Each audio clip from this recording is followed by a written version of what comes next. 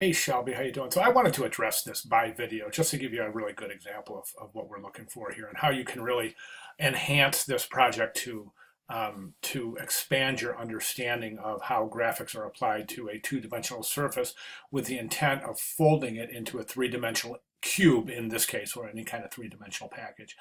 So the question is, are you supposed to put one word on each side or several sentences on each side? And I think the answer to that is neither. And this is what I mean. Okay, and I've got this. It's not a cube. It's more of a package. It's a like a soap. Um, it's a soap package. But just imagine it's a cube, okay? So your question is, do we put one word on each surface or a couple sentences on each surface? And I think it's going to be interesting for you to kind of span the surfaces. So if you have a song, let's say you're using a song or a poem or something, it would be interesting for you to span the surface, to cross the borders of the surface so that you can see how these surfaces relate to each other in the transition from being a flat package to a three-dimensional cube.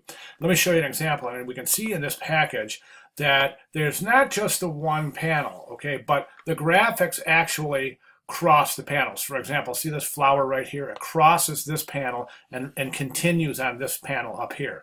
So that's a really interesting thing. Conversely, you have this graphic right here, which kind of spans over to the side.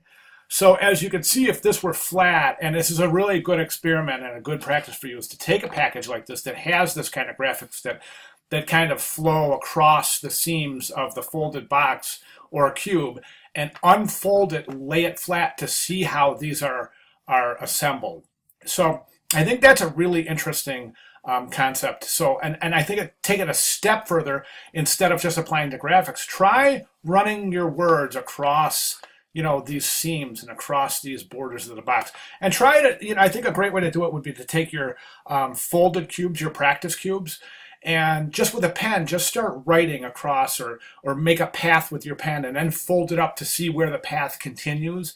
Okay, I hope that makes sense, but I think that would be a lot more interesting in terms of understanding the transition between two-dimensional flat surface into three-dimensional folded cube and the graphics associated, as opposed to just like placing word or sentences on that panel, word or sentences on that panel, word or sentences on that panel.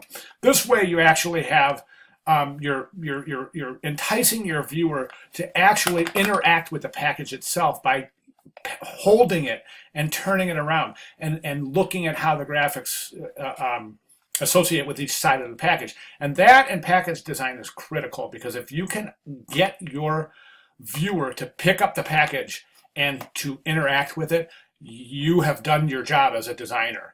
And that if you can get the viewer to pick the package up, there's a good chance they're going to purchase it. So that is my reasoning behind wanting you to span the different surfaces with graphics. Okay, hope that makes sense. If not, let me know. I'll be glad to clarify. Thanks, Shelby.